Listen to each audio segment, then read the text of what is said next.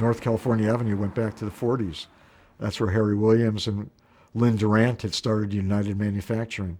I was always obviously a big fan of Midway, and I always knew it was on California, and I would drive by and it's like, oh, that's this magic place, and that's where these amazing games were made. It was weird. It's very Chicago. It's gritty. The paint is from it's government green from 1947. It was in the pinball factory. So you walk into the front door and through the factory to get to our offices in the back.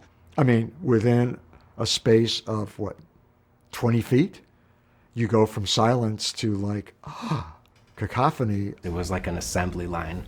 There were just Terminator 2s, just hundreds of them in line being developed, and all the sounds going off, terminated, and all the explosions going off. I was gobsmacked. Miles and miles of wires and a lot of fumes from the in-house plating facility, the stamping machines, the burning soldering irons. Everything smacking into itself, just all these sounds. And they actually had 50-ton metal presses stamping out pinball legs. The factory still had dirt floor. Throw things on the floor because somebody's going to come by and sweep it up. So you have this catacomb.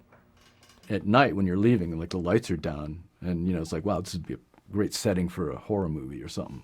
And being a programmer, a lot of times we worked at night. That's when the rats would come out. They would grow to the size of a small cat. But I remember the vending machines, rats could jump up and get the product, so it'd have to be only the top 2 or 3 rows you could put a candy bar or something. And even then, sometimes you would buy something and it would just be a wrapper. There used to be a cafeteria upstairs at a private chef. And the food was delicious.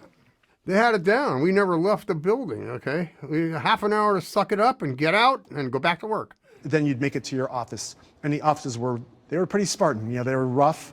The work on video games happened in what we called downstairs. Upstairs was all of engineering. Everybody had an office, so it was almost like a dorm. The first time I remember meeting Ed was when John Vogel and I had shared an office. So I feel like I was involved with Smash TV and Total Carnage because I could see it being made. Ed Boon, I didn't know anything about him. I mean, he was a programmer in the pinball department at that point. Ed was coming down from the pinball department to work in the video game department. To work on high-impact football with Eugene. Right next door to me, there was a double office, and it had John Tobias and John Vogel. And there was a doorway between the 2 offices that was kind of kept closed.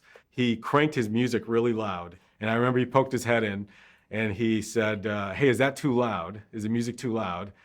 And we said, it's a little loud. So he went in and lowered the music, and he came back, he's like, is that too loud?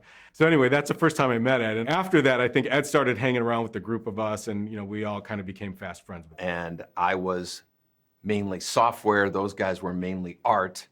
So, we had different perspectives and whatnot, just as any group of, guys in their 20s, a lot of conversations started up about movies and video games and wouldn't it be cool and things like that. You could hear conversations of all the different games going on. There was only 2 or 3 games going on. And then we would all kind of give each other ideas for stuff. It was a very collaborative environment. The environment was beautiful. Good enough to make a video game, and it didn't feel like a job. All the magic that was happening there, somehow the walls kind of absorbed all of that.